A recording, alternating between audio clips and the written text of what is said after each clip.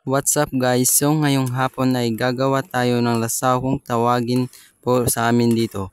Ito ay nanggaling sa katas ng tubo na ginagawang muscovado sugar. So hintayin po natin siyang maging malapot. Halo-haloin lang po natin mga guys.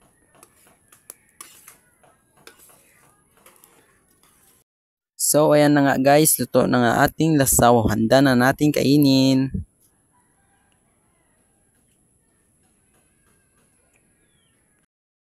Ayan na nga guys, pinapalaman na siya sa dalapay ng aking kapatid. Mga guys, pwede itong ipalaman sa mga tinapay at masarap po itong gawing palaman.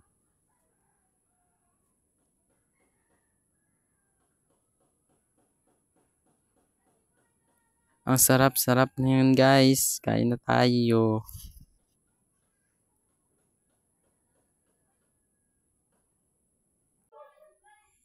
So guys, maraming salamat guys sa panonood. Thank you.